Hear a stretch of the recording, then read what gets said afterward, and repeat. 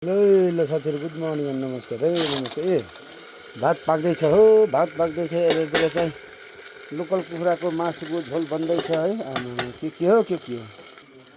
आज चाहिँ आजको हाम्रो यात्रा भनेको पोखरासम्म हुन्छ है पोखरासम्म हुन्छ अझ हल्का यसो मुखमा यसो बुझो लाएर खाना खाएर भन्न खोजेको खाना खाएर चाहिँ हामी चाहिँ पोखरा जाने हो भात पाक्छ अब एकैछिन पाक्छ होइन पोखरा पनि त्यति धेरै टाढा छैन नि त पानी गर्छु कुखुरालाई भनेर कसिरहेको छ म चाहिँ यताउति गर्दैछु गाडी चाहिँ हिजो गाडी धुने प्रेसर वासरको चाहिँ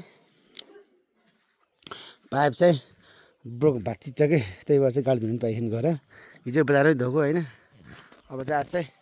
प्रेसर वासरको पाइप चाहिँ बागलुङबाट किन्ने हो 18,000 पर्छ होइन गाडी किनेपछि 4वटा किने होइन लगभग 7-8 हजार पाइपै किनिदियो क्या हिसाब पनि भने होइन गाडी धोयो भए त अब कति दिन्थ्यो 100 धुयो भने 300 रुपियाँ पानीमा चाहिँ हान्यो भने 250 रुपियाँ लिन्छ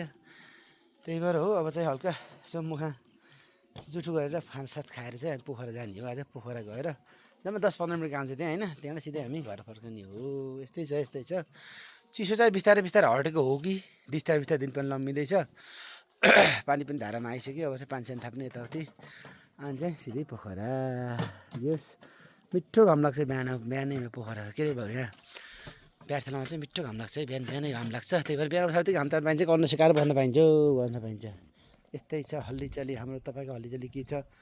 कमेन्ट गर्दै गर्नु होला अन्त बिस्तारै चुनाव नजिकै छ नि त चुनावको माल चाहिँ कसलाई लाग्दो रहेछ भन्दा बढी चाहिँ होइन जो मान्छेहरू विदेशमा बस्नुहुन्छ नि उहाँलाई छुट्टै माल हुँदो रहेछ कि त्यही भएर चाहिँ भोट हाल्न भनेर मान्छेहरू विदेशबाट झर्का झरै छन् यसपालि चाहिँ आफूलाई भन्दा नि राम्रोलाई चाहिँ जिताउनु पर्छ जस गाउँ सब विकास भयो भने चाहिँ